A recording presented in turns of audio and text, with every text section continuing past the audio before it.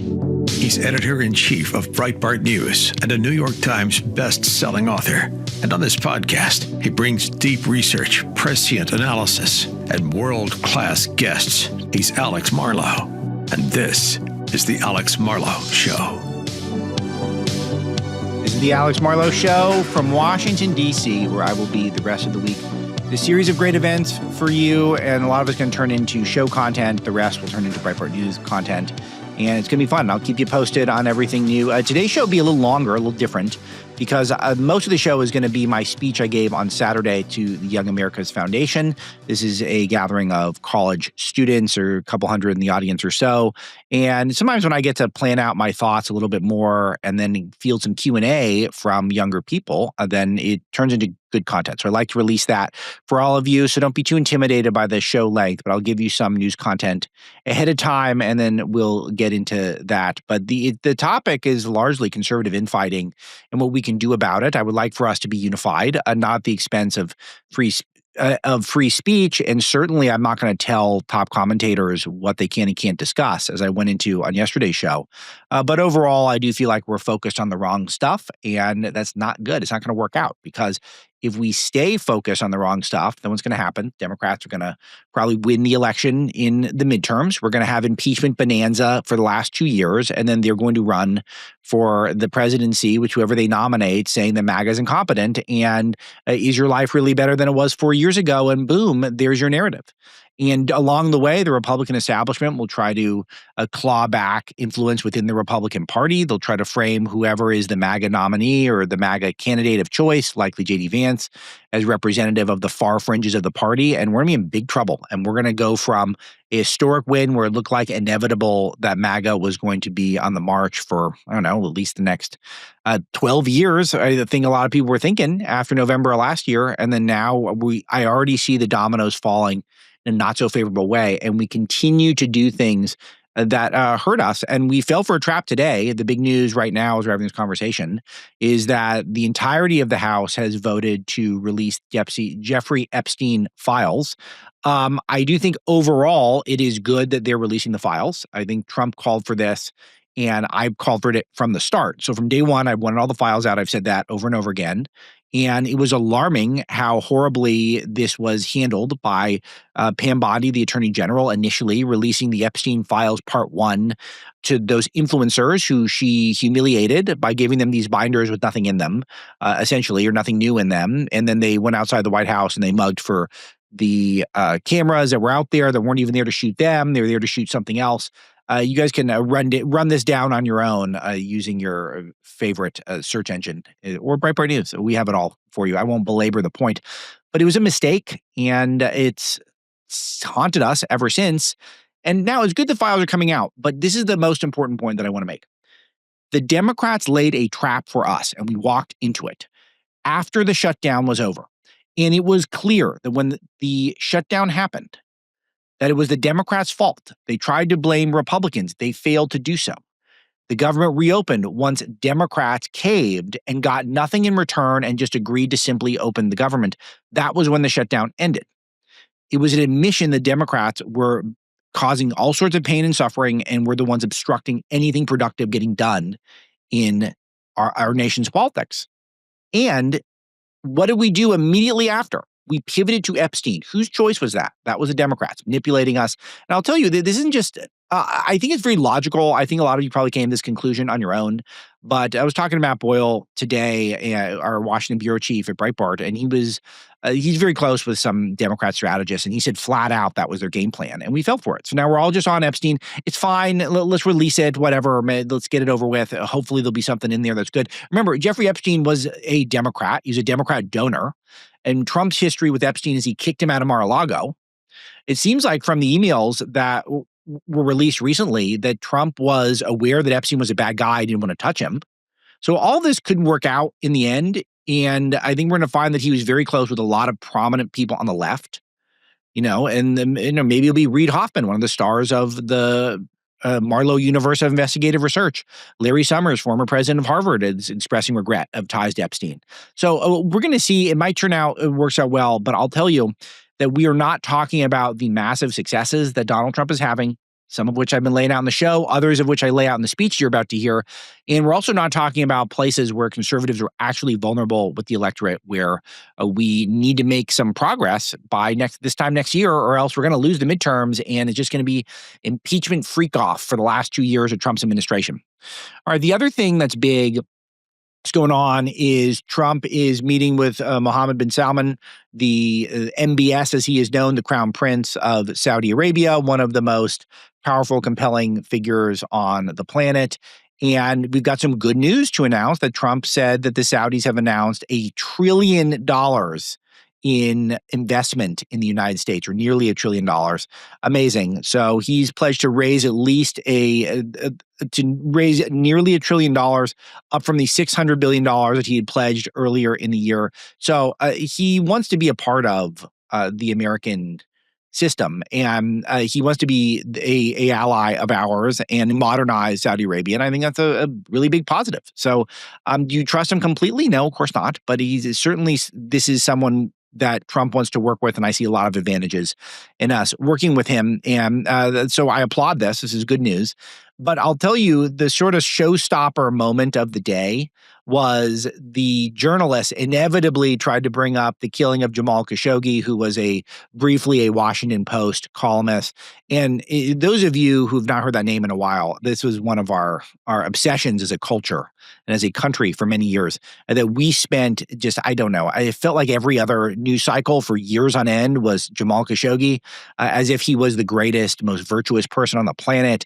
And he was brutally killed by the MBS's own hands, apparently, I guess CIA said that MBS ordered the killings. I think it took place in Turkey at a Saudi embassy there, or consulate of some sort. And I don't know exactly why. I need to go down the rabbit hole on it. But I'll tell you why I'm not going too far back into the past and down the rabbit hole, is because Jamal Khashoggi was not a great guy. He was not a saint. First of all, the obvious data point is that he traveled with Osama bin Laden and he interviewed him. And the reports are that he tried to bring him back from his crazy jihadi ways to some extent, but he was clearly terrible at that. And a lot of people thought that maybe he was starstruck by bin Laden and his whole ethos and actually liked hanging out with him. But it seemed like bin Laden trusted him to some degree. And if he really was there to try to make bin Laden softer, he failed miserably, obviously, at that. So I don't see how that's very heroic. But he was a member of the Muslim Brotherhood and a supporter of Hamas.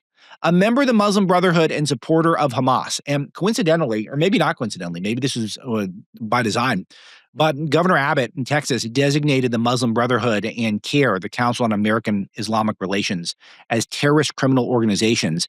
And he banned land ownership for them in Texas. So this is literally the day Khashoggi was at the White House. He was a Muslim Brotherhood member. And it's just a good reminder of that, is that Trump was asked about it, and Trump kind of defended MBS. He said things happen, which is very dismissive, very flippant, and I love it. And I'm not saying that Jamal Khashoggi should have been killed. I have no idea. Probably not. It doesn't sound like it. And maybe it was very brutal. And if it was, that's horrible. But I don't want to spend another second on this. Another second on a Hamas guy, a Muslim Brotherhood guy who may have been aligned with Osama bin Laden and certainly didn't help in that regard at a minimum.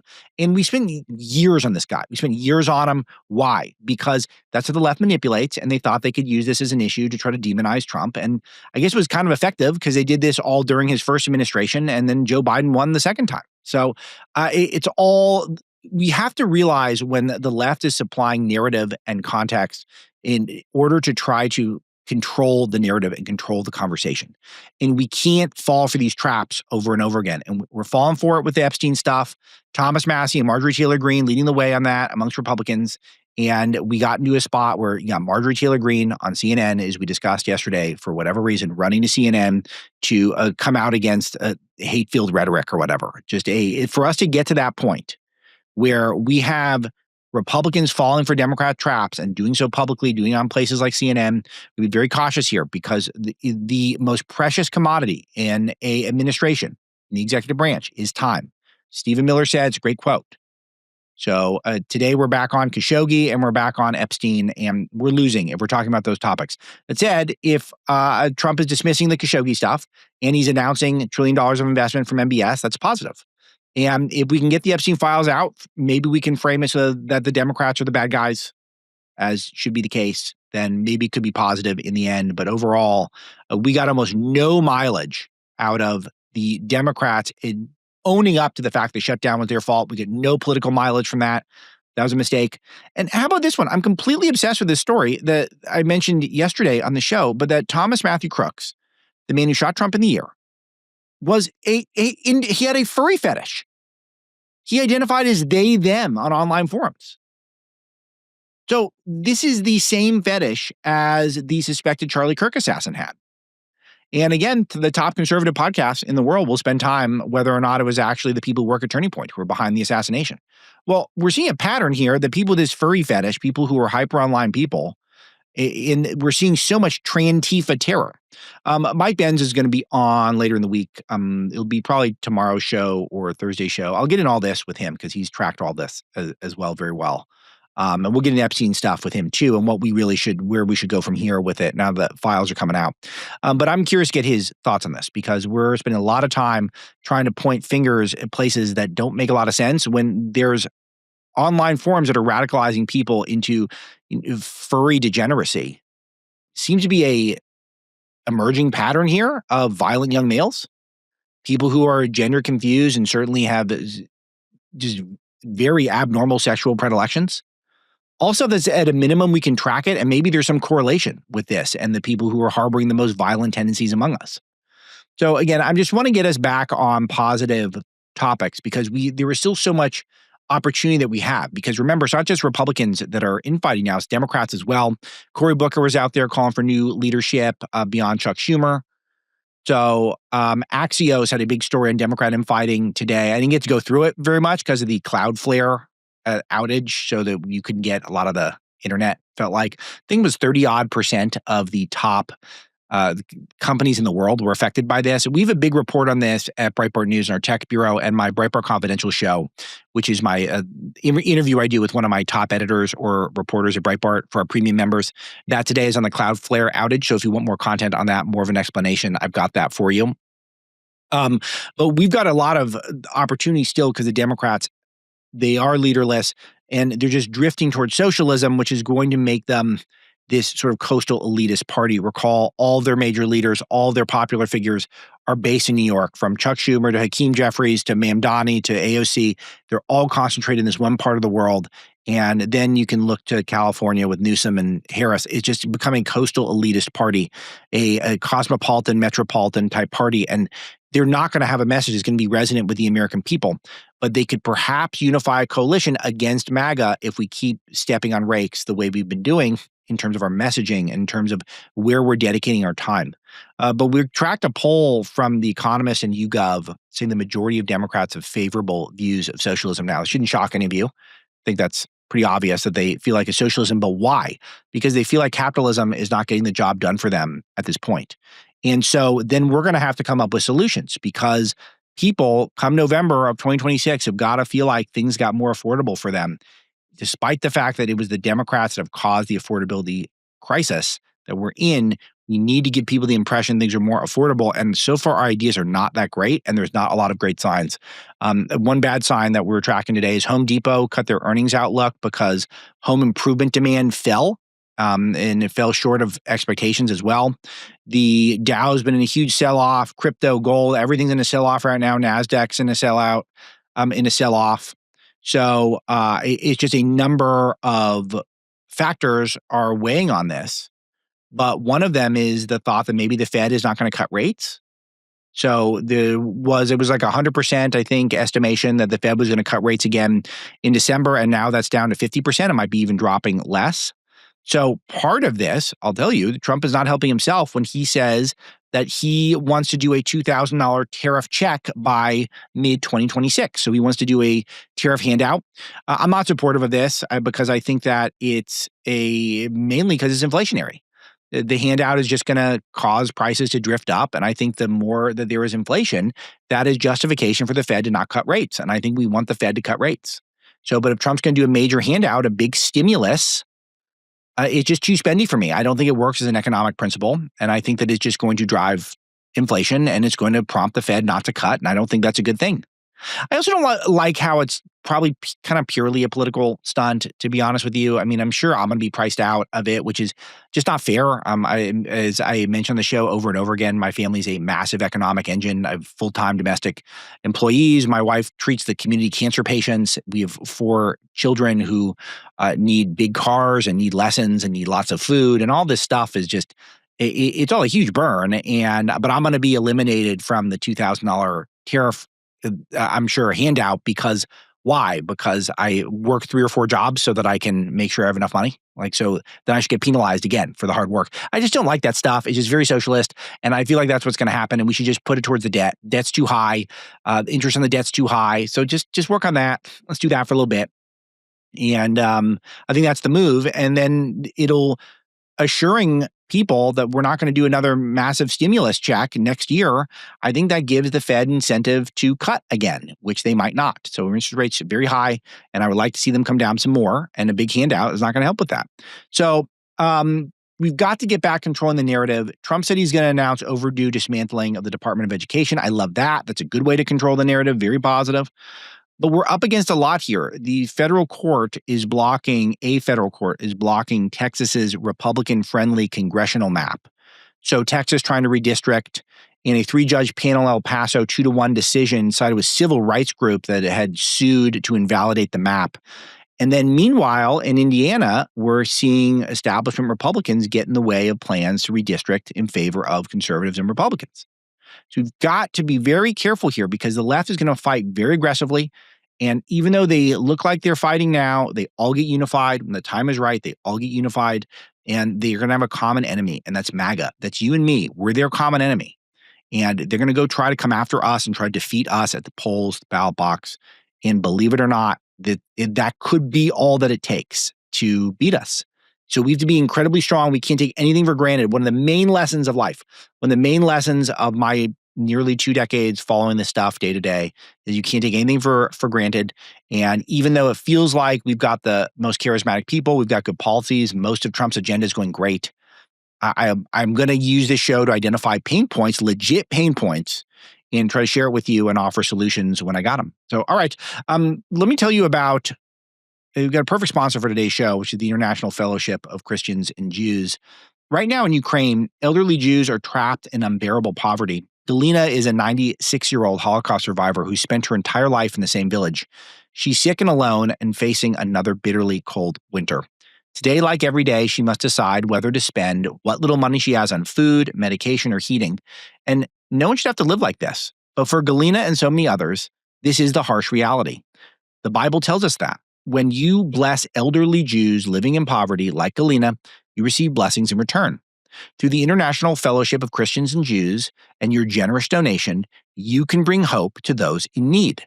Your gift of just $25 will help provide a food box packed of life-saving essentials that will help feed an elderly Jew struggling to survive. Don't delay. Your gift today will help provide the life-saving food and hope that Galina and many like her so desperately need. Visit urgentifcj.org. That's one word, urgent, IFCJ, or call now, 866-338-IFCJ. That's urgentifcj.org. That's 866-338-4325. Okay, so now this is my speech over the weekend. It's a big chunk of content, so it's fairly evergreen. It's been good for a while, so if you need to put a pause on it and come back to it, that's okay. But I think you're going to enjoy it. It's the first 40 or so, 35, 40 minutes or so, or my speech calling for a little background on myself, and then getting into how we can unify and why the left is really the real villain here. We need to unify and fighting the left. We have not vanquished the left in this country, and we need to make that our primary focus, and the establishment as well. But the fighting within MAGA, not that productive. I get into that, and then we do a Q&A with a lot of good stuff in the Q&A. So I think you'll enjoy it. Check it out.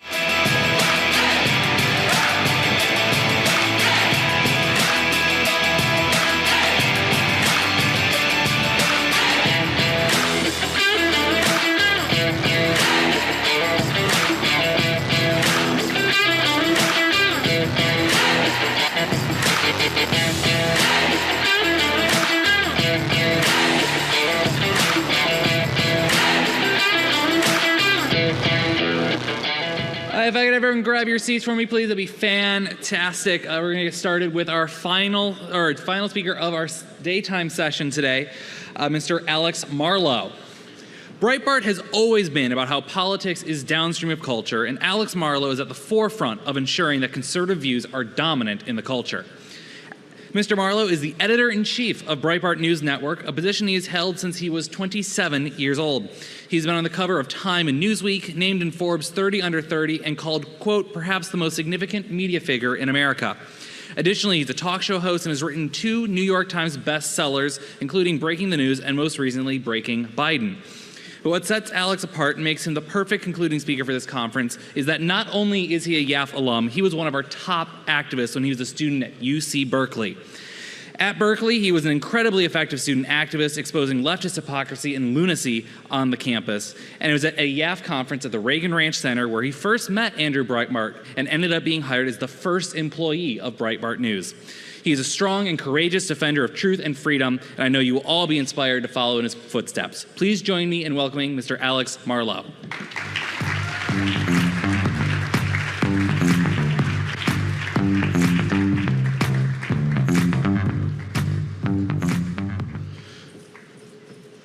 Afternoon, everyone. Welcome to California. I hope you're enjoying that classic California weather that we're famous for.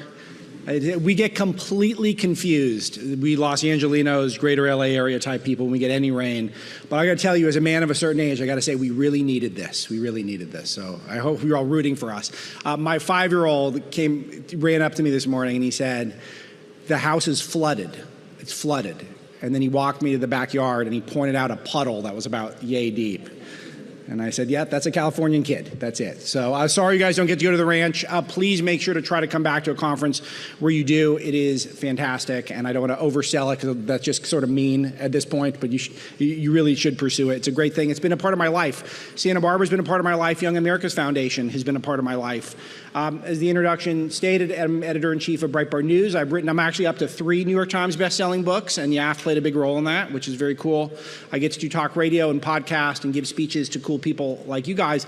It's been really amazing, and none of this would have been possible without Young America's Foundation. I'm a Young America's Foundation success story, and it all started just a couple of blocks away for me from where we are right now. I talked to my future boss, Andrew Breitbart, in this very building, one of my first conversations with him, and that was about 17 or so years ago, and I've got to have a very long and satisfying career in the conservative movement, and I'm gonna spend a lot of my talk today giving you some ideas on how you can do some of that stuff. But I came from here, California, Southern California. I went to prep school in Beverly Hills. I was surrounded by lefties there, a famous school called Harvard Westlake, and I saw the power of media and culture, and I saw the explanation for why the Democrats and the left, why they can have such not charismatic people, why they can have such terrible ideas, and yet somehow win elections and get some of their horrific policies through and become the law. And I got to experience that firsthand. And then I went to Berkeley, and it was even crazier from there.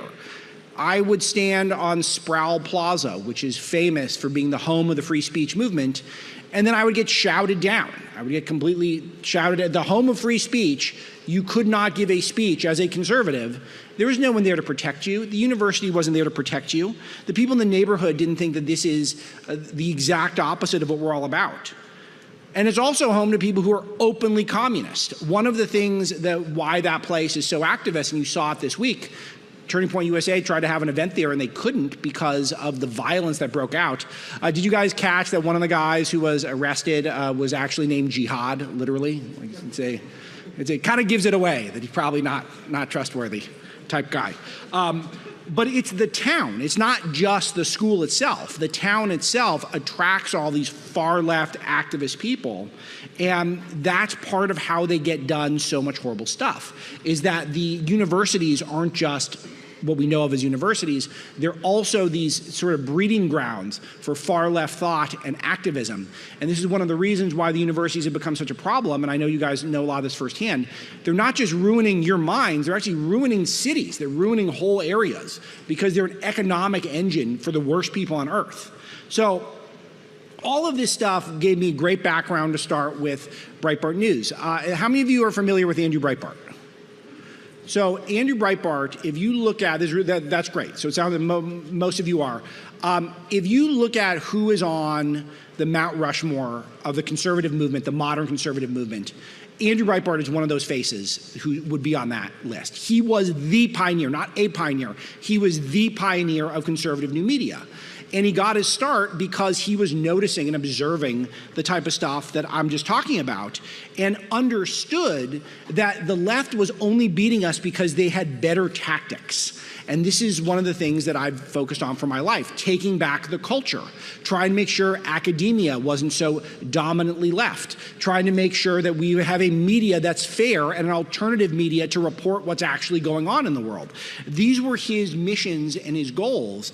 And one of the things that's noteworthy is that when you guys were in diapers, when I was starting with Andrew, no one in the conservative movement would have understood the phrase, culture's upstream of politics. We thought how you get stuff done is with politics and only politics.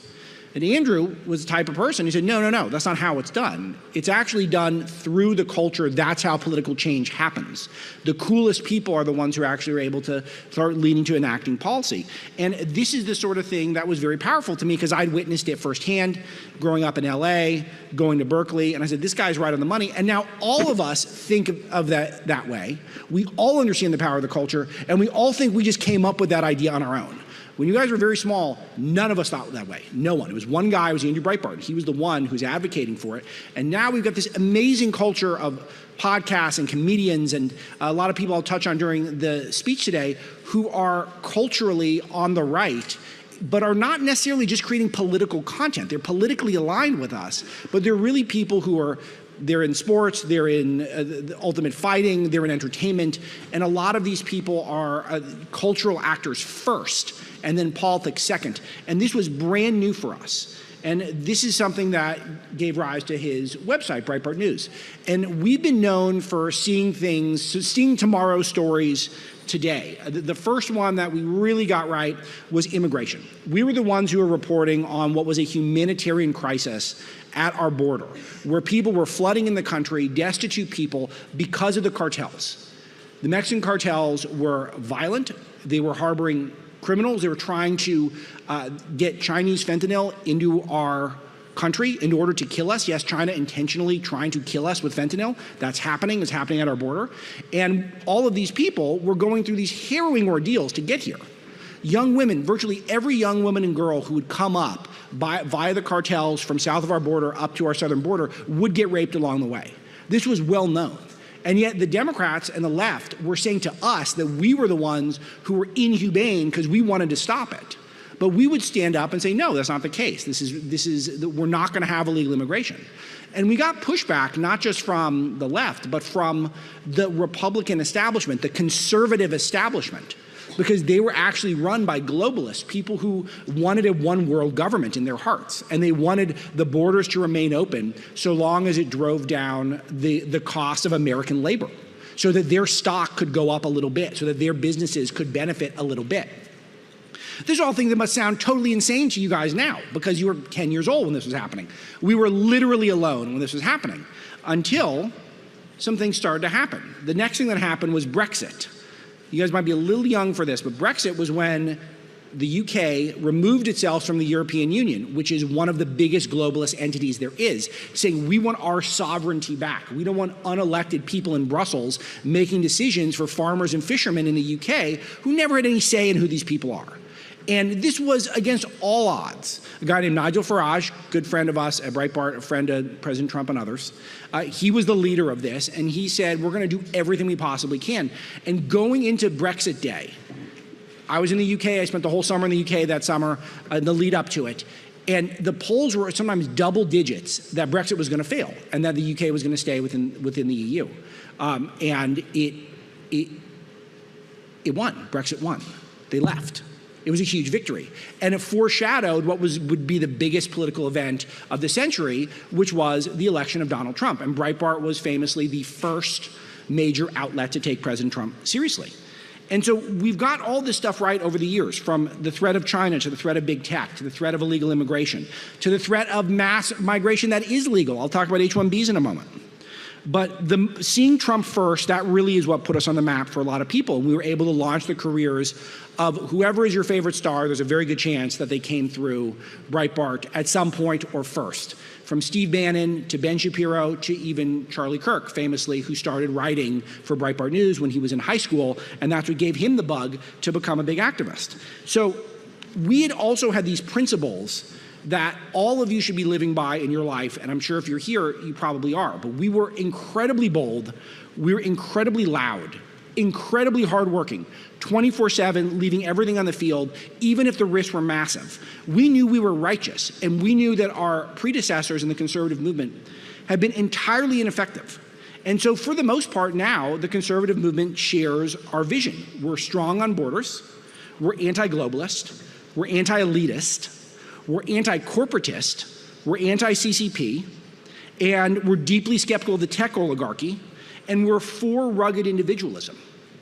All of this was completely new to the movement when Andrew Breitbart started out, 15 or so years ago, and now it feels like this is what we all stand for as a collective, and that's amazing. We really were, the origins of America First really started with Breitbart. Now, I don't want to confuse that with America Only. We could talk about that, maybe the questions and answers. America Only is not, I don't ascribe to that. But the first thing is protecting America's homeland, America's people, and understanding that our nation is not just an economy. Our nation is a group of people and individuals who have a set of value and a shared culture, and that's worth preserving. And you're not a racist because you want to preserve it. You're, in fact, logical and smart if you want to preserve the wonderful things that America has done. Because are we an exceptional country or not? If we believe that we're an exceptional country, and I believe the greatest country on God's green earth, then wouldn't you want to preserve and defend us? Well, a lot of people, a lot of our counterparts on the political left disagree with that. And a lot of people, at least until recently on the political right, were afraid to say things like that because they were afraid of getting canceled. But at Breitbart, we were getting canceled before it was cool. So now everyone gets canceled now. But we were the ones who were the original guinea pigs for people trying to pull our advertising, try to make it so that we couldn't have a thriving company. We were falsely labeled anti-Semitic, all that sort of stuff. But we still, throughout all of it, we endured, we soldiered on, and we did it in a fun way. And now our viewpoints are very popular. The president tweeted something, or truth bombed on Truth Social today, something, going through his list of accomplishments thus far this year, and it made me smile because these things are fantastic. And I'm going to go through some of them with you. Okay, so he listed record achievements for our country, including a total and complete victory on the shutdown. It was a total victory, wasn't it? The Democrats gave away everything, and they got nothing in return. All right, here we go. Closed borders, low taxes, no men in women's sports, or transgender for everyone. That's good. Ending DEI, stopping Biden's record-setting inflation, biggest regulation cuts in history, stopping 8 wars, rebuilding our military, being respected by every country in the world as opposed to being the laughingstock that we were just 12 months ago. Having trillions of dollars, record-setting, invested in the USA, and having created the hottest country anywhere in the world. That's pretty good. I mean, that's a good list of stuff. And they gave us... And all of this would have been completely unthinkable. And then now we have the funniest man on the planet who not only gets all this done, and then we wake up Saturday morning to a hilarious tweet like this. And we are the hottest country in the world. And I love how he says it because it's intentionally ambiguous. This is how you know he's a comedic genius. Because what is he thinking of when he's thinking of that? Is he thinking this is a great place to do business? Or is he thinking we got Sydney Sweeney now? Like I don't know what he's thinking. And that's part of the fun of why he's such a great guy. And we're going to miss him so much. I'm just saying that. Even if you don't love everything he does, we're going to miss this moment. And there's so much good that there isn't even enough time to talk about it, except I have to say, and I say this with a lot of lamentation, that a lot of our favorite commentators these days are not talking about any of this stuff, not talking about the historic accomplishments, not talking about how we were completely in the wilderness just a decade ago, and now we're at this place where we get to have all this fun and lay out all these victories, because what are we talking about? We're discussing how Israel and the people who support Israel's government are dragging us into wars all over the world. Now, I can't name any of these wars, but I'm told constantly that this is happening, and I need to think about it apparently all the time. And I don't want to think about it all the time. I don't really want to think of it at all. But apparently this is the top tier issue in the conservative space at the moment. The other thing that the top conservative podcaster is now doing is trying to figure out if Charlie Kirk's murder was actually the fault of people who were closest to him and he trusted more than anyone else. And we're spending a lot of time on that. So it's not the Trantifa furries who hated him. That would be too obvious. Now we talk about just whether or not it was actually his best friends who were behind it. And this is, of course, completely insane. But the main thing is it's also very unproductive because we have a lot of battles ahead.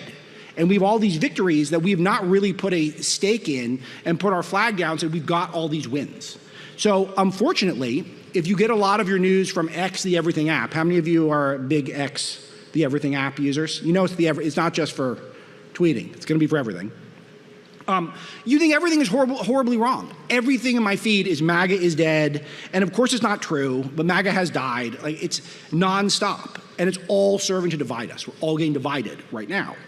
And we have all these victories that we're not discussing, but then we have other things that we do need to tackle. Affordability, that's the buzzword of the week, right? Everyone's talking about affordability. Well, we need to provide solutions for this. But the fact that in the last election, we got out-messaged by the Democrats on affordability when they were the ones who've created the affordability crisis, the Biden inflation, the deficit spending, the trillions of dollars in stimulus every other day, it felt like, for a while. That's why things are so expensive. That's why we've got runaway debt. That's why things are out of control. But we're somehow losing the messaging war on affordability. Well, yeah, because we're talking about everything else other than affordability. We're never talking about affordability. Healthcare is a hard one. Healthcare is one where the Democrats are by far out messaging us. Every poll shows it. Well, why is healthcare so expensive? Every year since the Affordable Care Act became law, healthcare has gotten less affordable.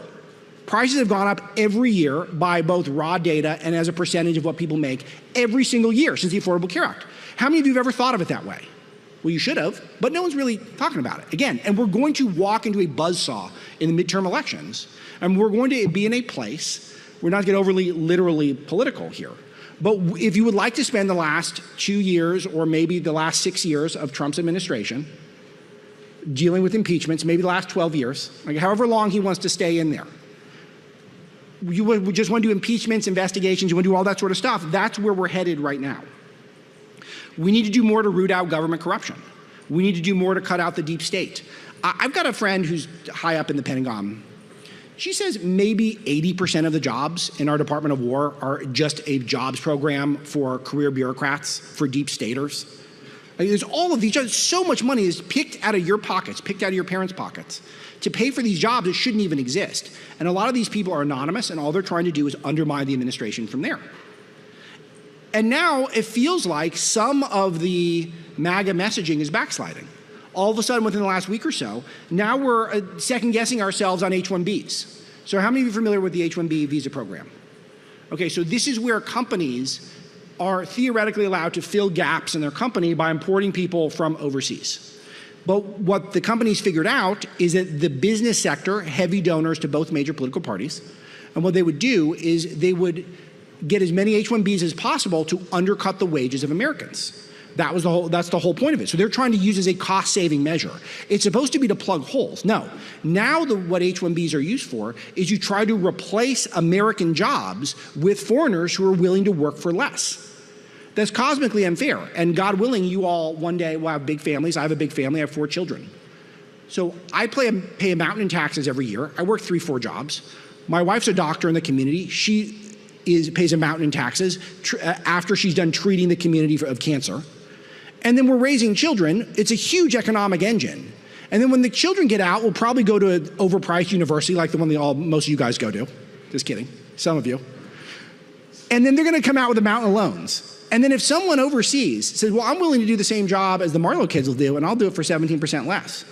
And the companies say, okay, we'll take that person who has no allegiance to this country, has never spent any time in this country, is not a part of our culture, does not come from a family with roots in this country. And now we have people who are major MAGA politicians talking about this. And they're on the side of the importation of foreign labor to compete with Americans. It's not okay. It's not America first. And it's all stuff I thought we'd worked out 10 years ago, and we are going backwards at a bad time. Because the left is completely unified as always. They have a unifying theory, and that's everything that Trump does is wrong. Now, this is a trap, and they fall for it a lot. Like, for example, the ballroom. Remember when everyone freaked out that Trump wanted to build, like, update an old part of the White House and make it a glorious ballroom? It wouldn't have been smarter if the left said, this is great. He's building us a ballroom because we're going to take back the White House, and we're going to throw a big party there, and we're going to invite everyone who hates Trump.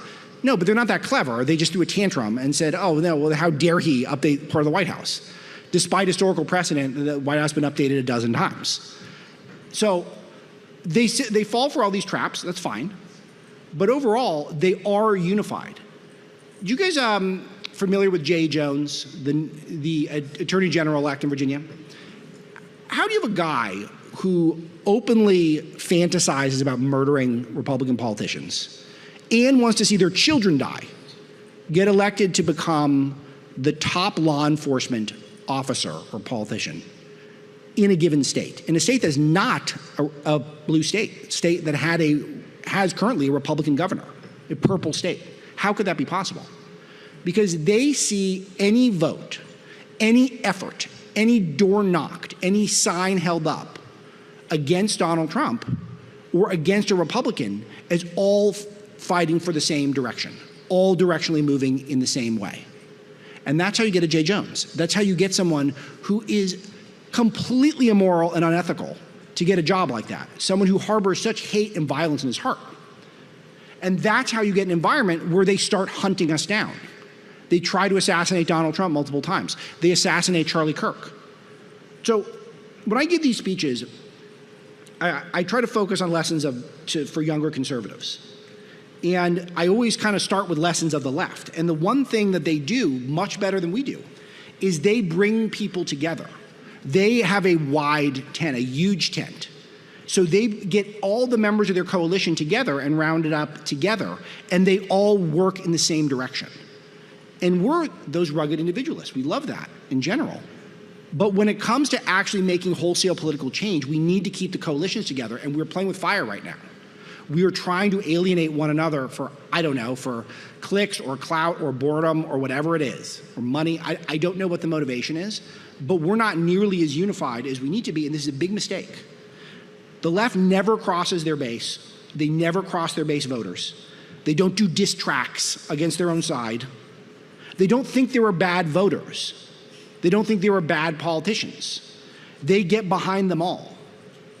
So we actually go after members of our coalition, and some factions of the conservative movement will say other factions of the conservative movement are actually the worst people in the world. Their least favorite people are other people who are generally fighting for the same cause. It's not working for us. It's never worked for us. And why it's happening, of course, the smartphone is the main reason that we're hooked on our devices. Just know that social media, this is an important framework for you guys, especially for the people who would like to be an alpha in your life. If you're a social media person, then social media is being done to you, is being imposed on you. If you're addicted to social media, the alpha in your life, if it's Instagram or, then you guys are on Facebook, but you guys know what I mean, Meta. Mark Zuckerberg is the alpha in your life. If you're a TikTok hound, TikTok, the alpha in your life is Xi Jinping. It's the Chinese Communist Party. They're imposing their algorithm on you. And if you're on X the Everything app, then Mr. Musk is the guy who's imposing his algorithm on you. The stuff in your feed, he's got control over it. He wants you to see that stuff. And so just know that it is being imposed on you, and it makes you think about, I wonder how much time I should be spending on this. So you guys are spending, your generation, half of your life on technology. Half of your waking hours is spent looking at a device. It's going to be very hard to achieve all of your goals if you live that way, and I'm recommending you don't. And sometimes conceptualizing it is that I don't even want to be consuming this content. This content is being forced upon me. So what do we need to do? The first thing is we need to understand what we're actually all up against and why we're here. And the reason why I'm here is to fight the left and the political establishment. And when you consider that, why am I here? What am I doing? Why did I go to a YAF conference on this super beautiful weekend in Santa Barbara? The reason is because you're probably one day in your life said, I want to fight the left. I don't like the left. And so are we directionally fighting against the left, or are we helping the left? And are the actions that we're taking in our life, are these actually going to maybe make us feel good or maybe get an extra share or something, but perhaps we're actually helping the people that we're here to defeat? And so we have to remember that it was the left that created the affordability crisis. They created the Biden inflation. They created the open border. They created the climate of lawlessness in all of our cities, the godlessness in all of our communities, or some of them, the men and women's bathrooms and the men and the girls' podiums. They're the ones who ruined Hollywood with their wokeness and their scolds. They're all scolds. They're not fun anymore. So, and the other enemy is the establishment. The establishment are the ones that got us in the forever wars. They're the ones who established the deep state. They're the ones who created the lawfare superstructure that tried to bankrupt and jail Donald Trump and make it so that you all couldn't choose the president. So that's the enemy. And we need to spend as much of our time trying to defeat them as we can. But we're not really to this point. So what I like to do at this point is to try to give you some tools that you can use. And the first thing is with regards to media. Make sure that you're trying to build up sources that you can trust. I'll tell you, one of my goals at Breitbart every day is to, when I report a story, I want a talk radio producer or a podcast producer to be able to hand it to the host, and the host to immediately be able to read it and know it's trustworthy, and know that they don't have to check sources, they don't have to go anywhere else for balance, that they know that everything is going to be accurate and exciting in this story and efficient. I love that. And that's my goal. We're not alone. There's many others in our space that are also good now, which is great. But just building up sources you can trust. The next thing that you have to understand is to be a fighter. You got to step out of the shadows. The stakes are too high now. This is a mistake that we make on the right, is we go back into peacetime mode. We can't do that anymore. You see what happens when we go into peacetime mode. They take territory. So you have to hold your ground. You're only taking flak if you're over the target. You're only getting shot at, figuratively speaking, if you're over the target. It's okay to fail, but what's another important factor is we got to have a good time, and we're having a good time for the most part. It feels like now it's kind of a little sleepier, but overall, we're better at memeing. It's good. We got better fashion sense. The red caps are pretty cool. Finding your voice, making it as fun as possible, because we get to be the cool kids now. We've got the podcast community, we've got the mixed martial arts community. As I said, they gave us Sydney Sweeney, which I don't know why they did that, but they handed her to us. They said, here, you take her. Like, okay, we'll do it. Sounds good. We have God on our side. They're secular. We're a God-fearing people. And so all of that means that we don't want to be controlled by man. We don't want to have an authoritarian impose their will upon us. So all of this can help us build towards meaningful lives. Hard work, study, making choices that delay gratification. It takes some suffering a lot of times. But I want you all to be smart. I want you all to think about what it actually will take to get you where you're going to go. Don't trust the system to get you there without hard work and without you trying to find your best angle. So college, for example. You guys are college age. So most of you are in college. So school moves too slow. You're probably learning something right now that's going to be outdated by the time you graduate. So it's really important to make sure that you're also getting online boot camps, you're finding mentors, and you're enhancing your education outside of schooling. All of you should be working too. Find jobs you like. Figure stuff out. Use your time wisely, because that's how you're going to get an edge. And you guys have a lot of competition because the AI is coming, and it is a big threat, particularly to entry-level jobs. This is not a joke. It is something that, for me, for example, when I write books, I had 5 researchers on my second book. I had 1 researcher on my third book. Slightly less ambitious book, so that counts for some of it. But part of it is it's so much easier for me just to access the information on my own. This is going to come up in all sorts of different fields, from creative fields to technology fields. So it's really important you're staying on the cutting edge of things, and you've got to fight every day for that. And especially if both sides now want to import more competition for you, you've got to defend yourself, and you've got to steel yourself. You've got to work hard in that regard. But my favorite one that I think is really, really important is that we've got to make our enemies look ridiculous. And this is going to be easy because they are ridiculous. I've set aside some quotes for all of you I thought you might enjoy. This is the governor of New York, Kathy Hochul. Right now, we have young black kids growing up in the Bronx who don't even know what the word computer is. The recent quote. They don't know these things. Could a conservative ever say something like that and just show their face in public ever again? And she said that to a panel on technology in Beverly Hills, which makes a lot of sense for the governor of New York. Here's one of my favorites, Jazz Crockett. You guys know her, right? I want to be clear that, like, law enforcement isn't to prevent crime. Okay. Here's another Jazz Crockett for you. It is not a criminal violation to enter the country illegally. It's not a crime. You would think the word illegally would give it away. Okay, here is Ketanji B. Jackson, otherwise known as LBJ. They're disabled. She's referring to black people, by the way. They're disabled. My paradigmatic example is something like the ADA. Black voters don't have equal access to the voting system. They're disabled.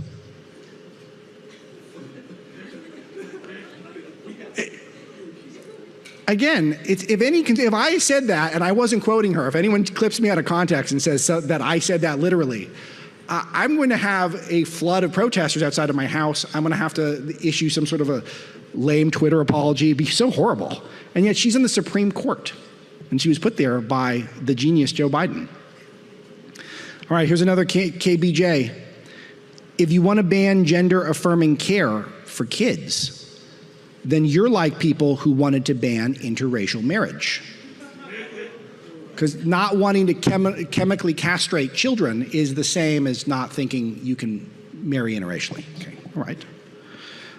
Here's a favorite from Zohran Mamdani, the face of Young Democrat Party. Violence is an artificial construction. I always think about this, like if anyone were to, and I disavow all political violence, but if anyone were to punch Zohran Mamdani, do you think that he would say that was an artificial construction, or would you feel like that's a real thing? I'm not recommending it. I'm saying don't do it, actually. But it's amazing. Alexandria Ocasio-Cortez was asked why the unemployment rate was so high, and she said, because everyone has 2 jobs. That's next level. That's a special kind of math on that one. So if we can't beat these people, we don't deserve to win. And the formula is very simple.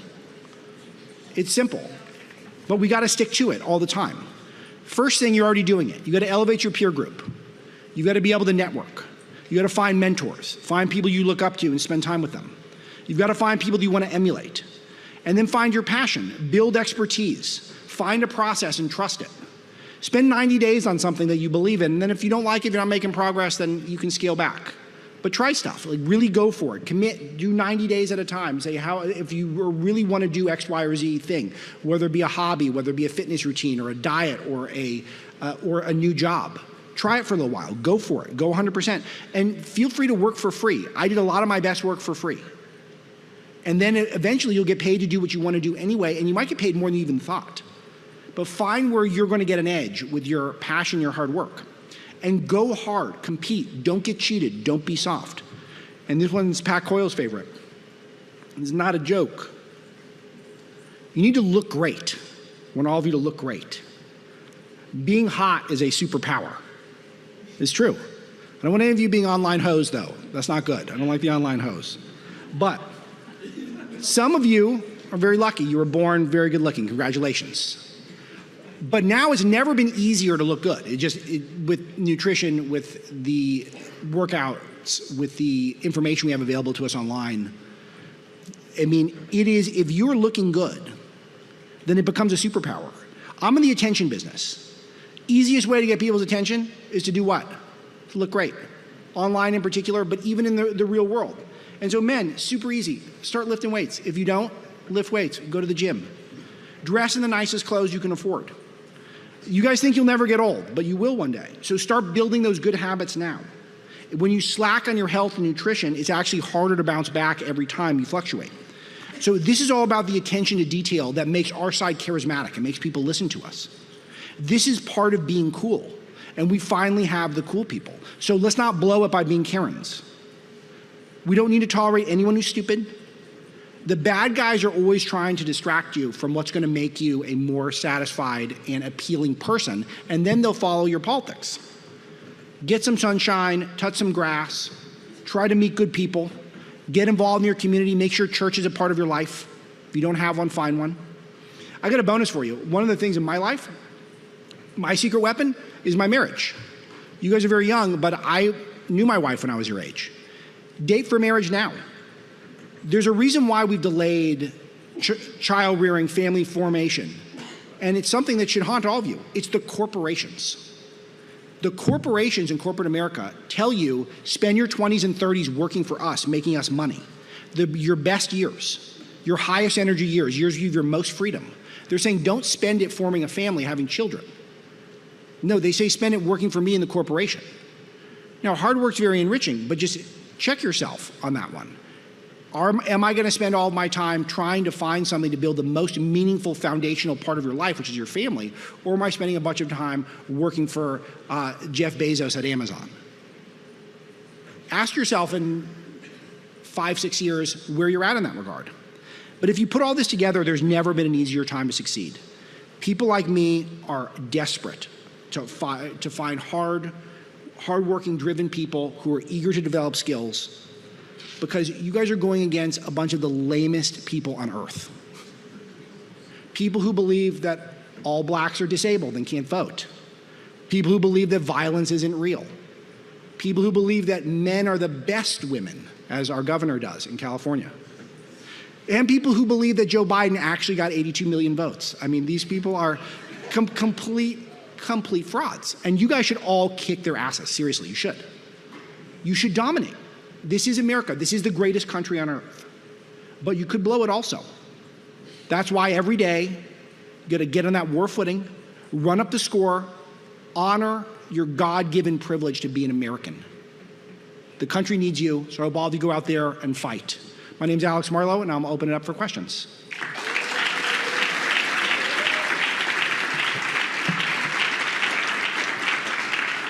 All right, please line up single file here. And again, it'll just be your name, school, and then one brief question. Hi, my name is Annalise. I go to Golden West College. I'm the chairman there. So you mentioned that like women are being told to work late into their 30s, and so are men. Do you think that's part of the Marxist agenda to convince men and women to work instead of getting married and having kids when they're young? Yeah, I don't know if it's a Marxist agenda, it's sort of a corporatist agenda, but yes, absolutely. I think that the corporation wants to take your best years and use it for them so that their profits go up. It's very cynical, but I think it's true. I think that when you're in a corporate setting, what drives people is the bottom line, and so they want young, talented, exciting, high-energy people to spend not their time in their personal lives communing with God, communing with family. They want them in the office working and for them. Now, for me, I work in a corporation. It's a small to medium-sized one, and I love the work I do. It's very important to me. But it's important to have that context because you have to find the right balance for you. And a lot of people will convince you that the best years of your life, particularly young women, ought to be spent working for these very male-run corporations that are not going to help you have that fulfilling, meaningful family that you need and you crave, whether or not you think you know it or not.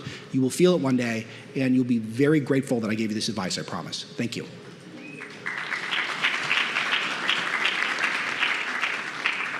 Hello, Mr. Marlow. Thank you for your speech. So my name is Mikita. I'm founder, chairman of YAF chapter with Mr. College, Missouri. And my question is, since alternative media as Breitbart News or the Daily Wire are growing up, for many young people, it might seem less alternative and more mainstream. And so probably this is the reason why they choose to praise people like Nick Fuentes or Richard Spencer, because they might seem to them more alternative. So do you see this correlation in this form of nonconformism? I didn't quite make it. So you're asking why people would praise those people? Yes, simply because previously associated that alternative media like Daily Yeah. Wire or Breitbart became more, like they're growing up and they might seem less alternative. Yeah, it's interesting. It's new for me because we were sort of seen as fringe, which we never were. We were always called anti-Semitic, even though the company is owned by Jewish people. We have a Jerusalem bureau with a logo with the Star of David on it, so it was always kind of odd. But the media really tolerated that. But we've been way outflanked on the right by people who I don't really think are part of conservatism. If you think about it, it's a guy like Fuentes, who's a charismatic person, obviously a smart person. What he says is all things that divide the movement. It's not, I'm not saying that he's put up to it by the left, but if he was, he wouldn't say anything different than what he says. He says the exact most divisive stuff to divide conservatives.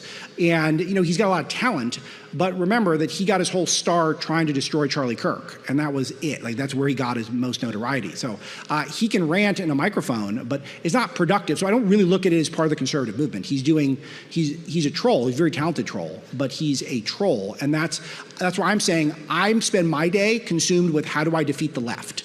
And I understand if you have a lot of time on your hands, you watch his content for entertainment. I understand that.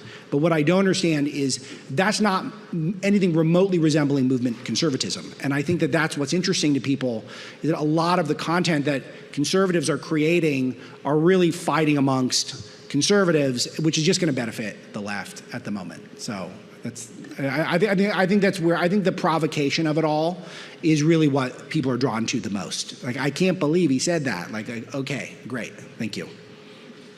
Yeah. Hi, Mr. Marlow. I'm Grace Lee, and I'm from Denison University in Ohio. And I just wanted to ask you about ICE detainment and racism, which many people argue that it's a racial profiling. And I have heard that there have been some cases where ICE mistakenly arrest people who are actually U.S. citizens. And what's your perspective on such issues that arise in the situation like Yeah, this? I don't think that's happening. I'll tell you why. Because if it did, then we would all know the names of these U.S. citizens who were arrested, because CNN and the Washington Post would be nonstop, 24/7. Do you guys remember Saint Abrego Garcia? Yeah, he was the Maryland man who was clearly part of MS-13 and had been busted human smuggling. Do you know the human smuggling story where he got busted driving from somewhere through Tennessee to Maryland with 8 adults in the car, not related to each other, none of them had luggage, and then all of them had Abrego Garcia's house as the address of where they were going to live? If that's not human smuggling, I don't know what is. So, and that was all they had. That's the only guy we've heard of. So if ICE was really rounding up American citizens, it would be nonstop, this American citizen. They'd be on every Anderson Cooper. They'd be all over your social media. They would never stop. So I don't think it's happening. I think they're careful about it. I had a great interview on my podcast with Tom Homan about this, and he is the best, just the absolute best salt the earth person. He's not like a right-wing guy. He's somebody who's trying to help families. And he teared up in the interview talking about some of the children that he's gotten out of tractor trailers who are dead or dying because they were being human smuggled by the cartels to get into this country. It's completely inhumane, and the fact that we've been tolerant of this for the last several decades is completely unacceptable, and I'm very happy that we're cracking down hard on it. Thank you.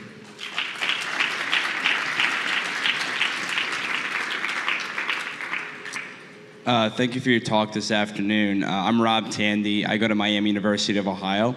And the question I wanted to ask you is, when all our members get back to Ohio from Santa Barbara, we're going to be taking on the college Dems in a debate next Thursday. Great. Love that. So the question I wanted to ask you is, what advice would you give to our members that are debating to be able to win over the crowd without ceding too much ground on your actual beliefs? You're already starting on step one, which is thinking about that.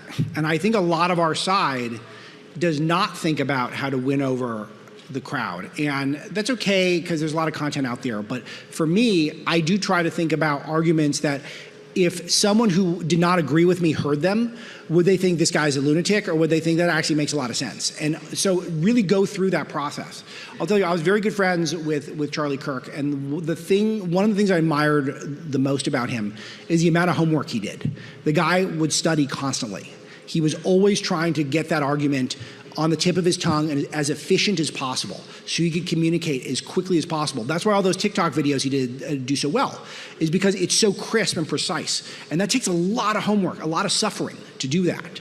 And so you've got to put in that type of work. And if you have a bad debate, I got beat pretty bad in a debate one time in college against college Democrats, and that's okay, learn from it. Like, it still haunts me, and that's good, that's healthy. Like, it's okay to try and fail.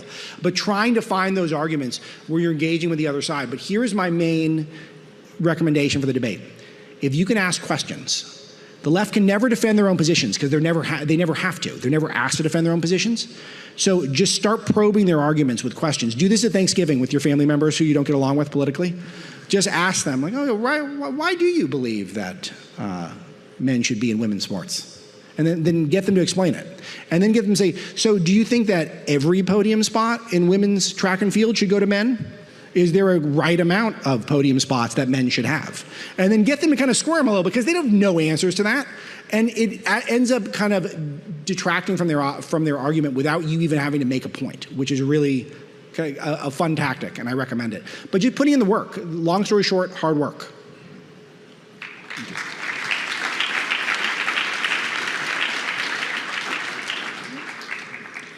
Hi, my name is Maddie McBride, and I'm from Liberty University.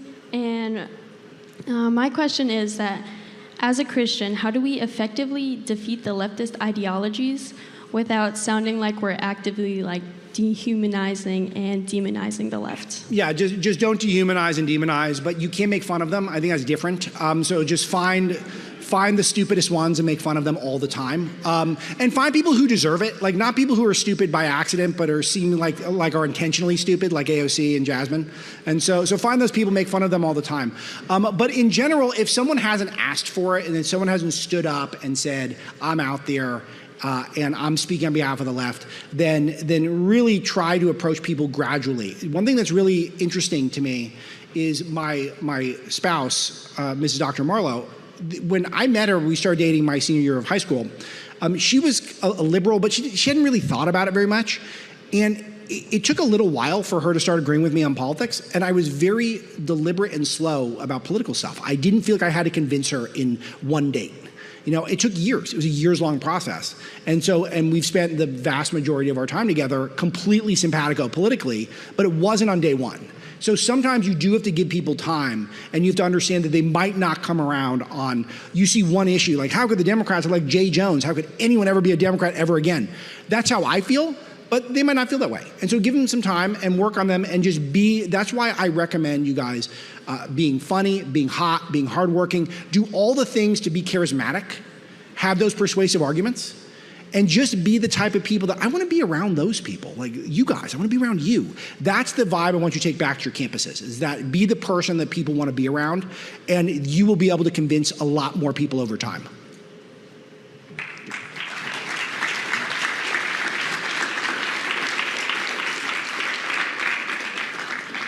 Hey, my name is Carter Freeman. I'm a student at Grove City College in Pennsylvania.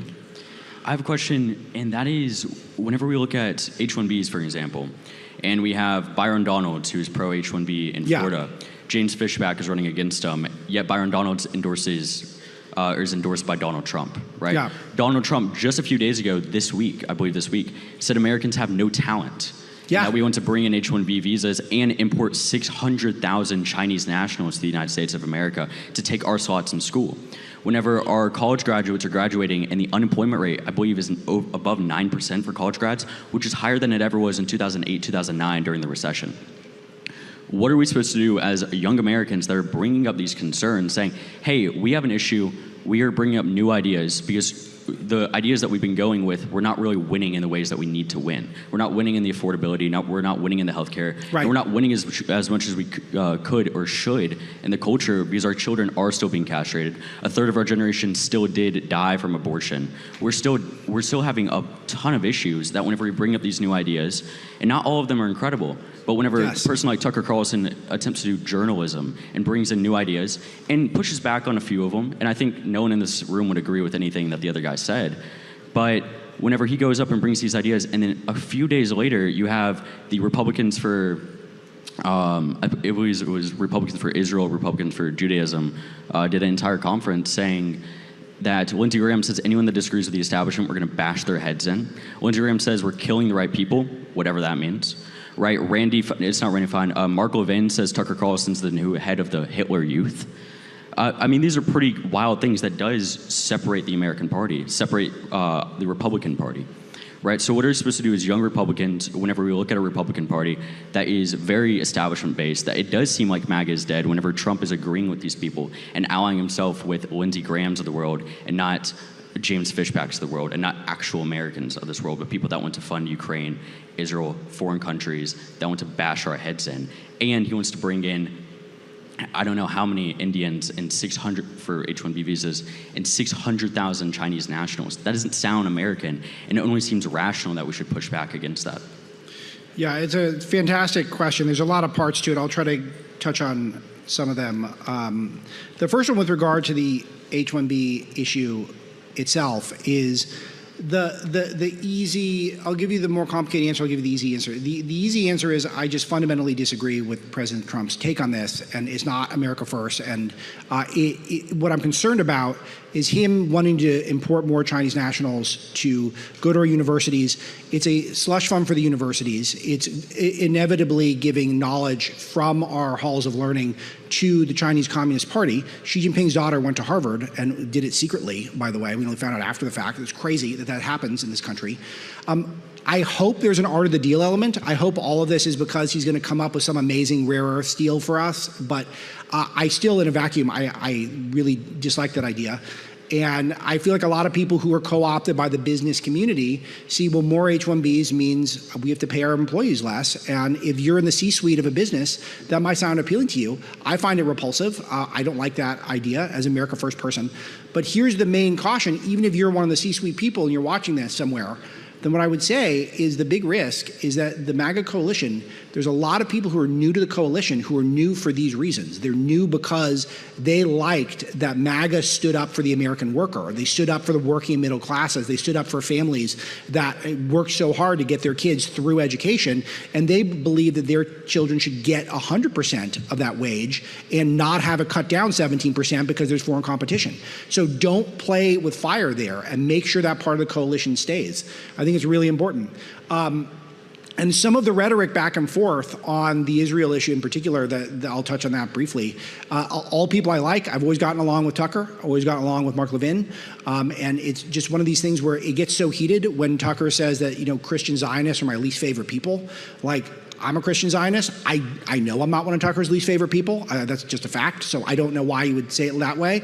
And then, you know, Mark Levin calling him the leader of the Hitler Youth. I understand why. I mean, Nick Fuentes says Hitler's cool and Tucker gives him a big platform. That's where it comes from. But is it productive? No, it's not productive. Of course not. So that's where I'm hoping we can get off of this and move on, go talk about all the other things, like the affordability, like the healthcare where we're not doing well, but even some of the good stuff about how we've shut down transgender for everyone, and the tariffs are working out amazing. We're getting all this money coming in to the Treasury. Everyone said the tariffs would be inflationary. Inflation's come down. The border numbers are just beyond belief. That we went from hundreds of thousands of crossings to going to be 0 crossings now. All that's fantastic. And then we really glance over that, and then we go back to the stuff that divides us the most. It's a shame. I'm not trying to control what people talk about. I am saying, though, the left couldn't script it any better. Like, this is a dream for them, that we're a year into the Trump historic presidency. He's racking up wins, and all we're doing is bashing each other's heads in. It's not good, and I would like for it to stop. It'd be great if it did. But fantastic question. I'm sure I didn't touch on all of it, but thank you for all that. That was great.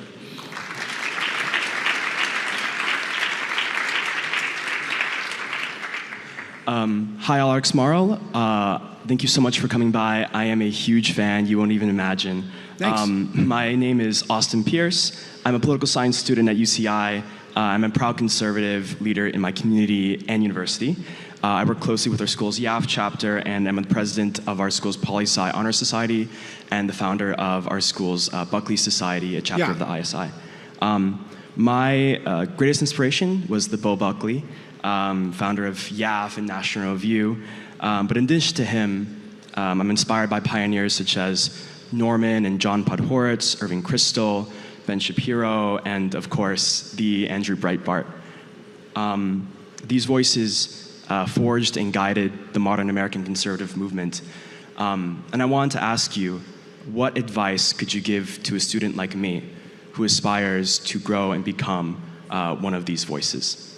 Well, it starts with, I think, finding people in your life that you admire and trying to work for them and around them, and you pick up things as you go. And this is the key to my success, is that I was hardworking, but I also sought out the best mentors.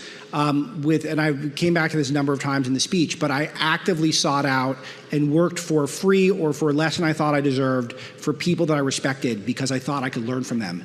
And it started here at YAF, where I met Andrew Breitbart, but I was an intern for Larry Elder and I worked for him for free. Like, you guys know Larry, the talk show host, wonderful guy, should be the governor, but we blew that one because we do that here in California. But I worked for Larry for free, and it was why? Because I thought he was brilliant, and I wanted to be around him. And that's the type of stuff that you got to do while you're young and you've got the time. And just see if these places are hiring. You start picking up lunch, like find a place and just get involved. Any of these places that you admire, and then you will glean stuff, and you can move up. I'll tell you, it happened so fast for me. It didn't feel like it happened fast, but it did. I was just obsessive about headlines when I was a young person, teenage, early 20s. I love the fast-paced nature of just hit you in the mouth, powerful headline that's got all sorts of information in it, stated efficiently. I found this to be the best part of just taking in the world. And so I found a guy, Andrew Breitbart, who was one of the best headline writers on the planet. And I worked for him. And I could barely write a usable headline when I started, and within 6 years, I was editor-in-chief of the whole website. And it can happen, but it starts with getting those reps in and trying to learn from people who have done it before. So you're not going to learn enough just from campus or just from reading their tweets online. You've got to go and try to be around these people and work for them. So that's my first start. If you start from there, they'll get you a long way.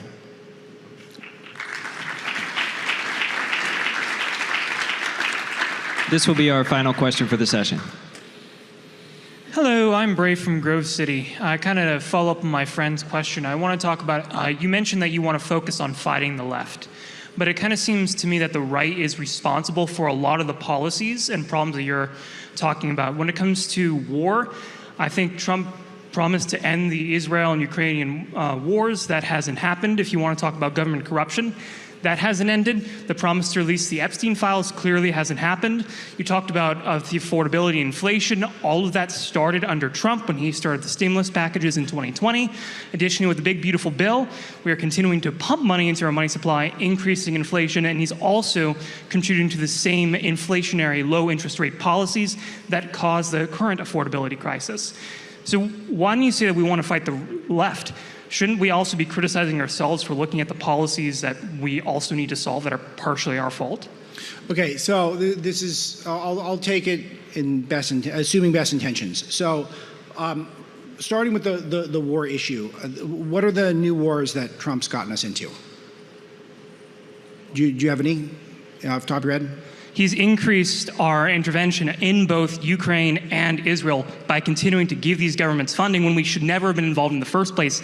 And he promised to solve them, but that hasn't happened. He's continued to fuel them. Sure. So first of all, the Ukraine war happened because of Joe Biden. I've written about this extensively.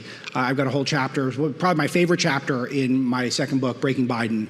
His policy was specifically designed to egg on Russia to invade Ukraine and continue to dangle a policy where the Ukraine had hoped that they would get to join NATO and thus have unlimited potential to have defense from the West, including America, and thus we would basically be implicated in a nuclear war with Russia. This was all stuff that Biden laid out, all that groundwork. And I think Trump genuinely wants to end it. I just don't think that there is a path where both sides of that war will feel like they can go home and claim a victory. That's the whole nature of these things, is we fight wars to ceasefires in general, which is, it's tough. We used to fight wars to win, and now we just fight wars until we can somehow stop the war.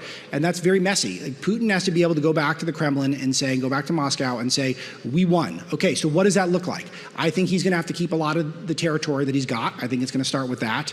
But if if he says that's not enough, and if Ukraine says that's too much, then we're at a stalemate again. And I think it's deeply unfortunate, and I think that Trump genuinely wants to stop it. I think that the policy in Israel, you said that war hasn't ended. I mean, it feels like it's almost ended. And it was Hamas's fault. Again, another thing that would not have happened had Trump won and Biden hadn't gotten those 82 million votes, there would have been no October the 7th. I mean, there would have been no invasion by Hamas, terrorist attack at that level. So again, I'm more preoccupied the fact that if the left hadn't taken over the country at that time, we wouldn't have even been in this quagmire to begin with. With affordability issues, I think Trump is a little too spendy, so I get that, but he's not nearly as bad as the Democrats. It's all a fraction. The left would spend way more than Trump does. You know, I was going to bring this up, I decided not to, but he was just talking about with the tariff dividend that we got, giving handouts to people. Some of you would probably benefit from it, like $2,000 handouts. I think that's the wrong move. I think that's too spendy. I think that's inflationary. If he does that, then the prices of everything going to go up. But inflation has come down. Maybe not enough, but it would have continued to go up with Biden, who would have come up with more really expensive packages. So the point is, I really like your line of inquiry because we should be holding ourselves accountable. And we need to understand that these are not things that are going to have easy answers. But the left gets unified, and they act like they have easy answers. And the easy answer is Trump is bad, spending all sorts of money is good, and their foreign policy is just, it is amazing how the left gets every single one wrong. They don't have one right. They're never right. You can take issue with some parts of Trump's policy, but overall, foreign policy, we're in way fewer wars. We are back at a peace through strength footing where we are, I think, an intimidating presence on earth where people don't want to cross us. That was never the case with Joe Biden. People were always looking to cross America because of his weakness as a leader. They knew they could have a chance of beating us. And I just feel like we have a marked improvement, though imperfect, and we can focus on those imperfections to a degree, but not to a point where we're undermining the coalition entirely. Looking ourselves in the mirror, seeing we're not adequate in certain ways, I'm all for that, but can we do it in a way that's productive and not divisive? And that's what we're failing at the moment, in my opinion. Okay, cool. Thanks, everyone.